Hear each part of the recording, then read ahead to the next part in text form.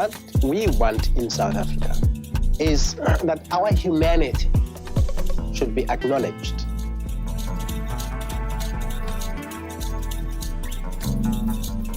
There is not enough rain in the skies for us to be able to shower on him the honor he deserves. Oliver Tambo, Teta Robota, Well, thank you very much.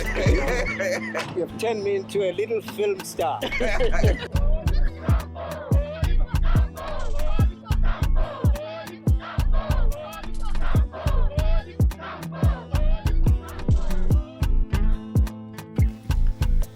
They don't listen to world opinion.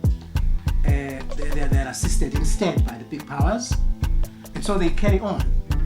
The change that is going to take place is an escalation of the internal conflict in South Africa. And it will come because instead of changing the constitution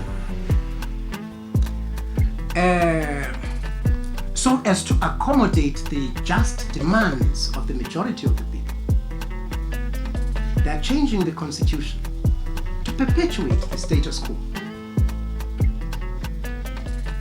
The resultant development from that is, of course, continuation of armed struggle in South Africa. The digital story on the life and times of Oliver Tambo continues in video 2. Video 2 is titled The Warrior Who Won the Hearts and Minds of the International Community. Oliver Tambo earned his place in our history, and he will be remembered dearly amongst all generations of South Africans, past, present, and future. We owe a tremendous debt and sense of appreciation to him for his contribution to liberate our country. The key lesson of Oliver Tambo's life, amongst other things, is his successful leadership to build a liberation organization in exile from the ground up. He had a powerful sense of organization and its building blocks. His personal style and organizational leadership, to choose the high road rather than the low road, knowing when to confront your adversaries and when to strategically withdraw. His personal style and organizational leadership, his leadership strategies will benefit corporate leadership in business leadership schools and other leadership institutions as to how to build an organization by thriving on chaos in turbulent times. What Tom Peters described in his book, Thriving on Chaos. Author Tom Peters' perspective that to succeed in the globalized marketplace, the organization, company, or whatever formation must have the leadership capacity and resources to thrive on chaos. Oliver Tambo built the ANC in exile in an international environment described as thriving on chaos. Despite international conditions being in a flux of constant change, governments changing, policies shifting in favor or against the ANC, as a refugee in exile, he was up to the task to adapt to change and chaos. He thrived on chaos in a world where thriving on chaos was the operative rule or principle. His personality of perseverance, steadfastness, readiness to weather hardships contributed to his success.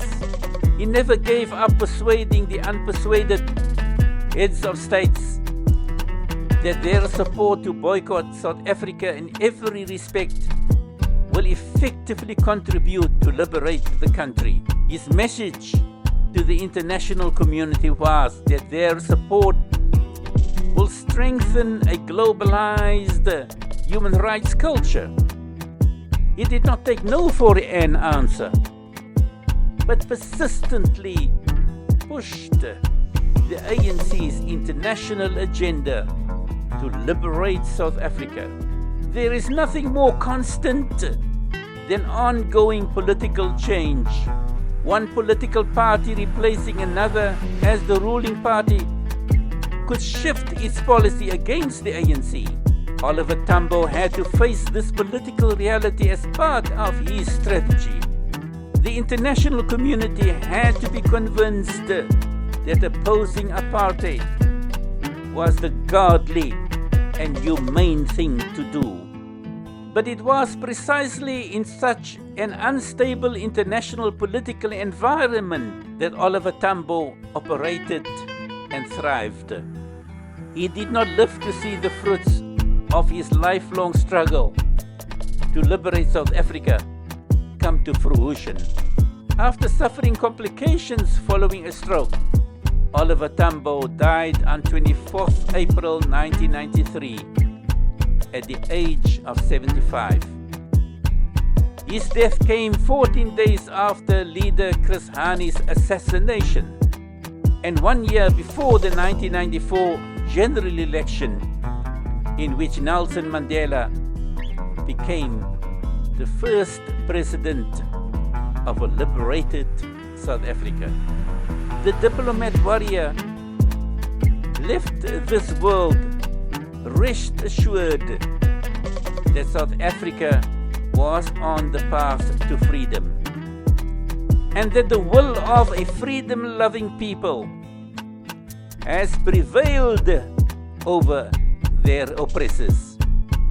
His sacrifice, loyalty to the liberation movement, and commitment to serve until his last breath remain his enduring legacy. The Oliver Tambo International Airport in the city of Ekurhuleni, named after him, was a fitting metaphor of his lifelong journey to liberate South Africa. He lived his life in exile, crisscrossing from one airport to another as the ANC's warrior diplomat to liberate South Africa.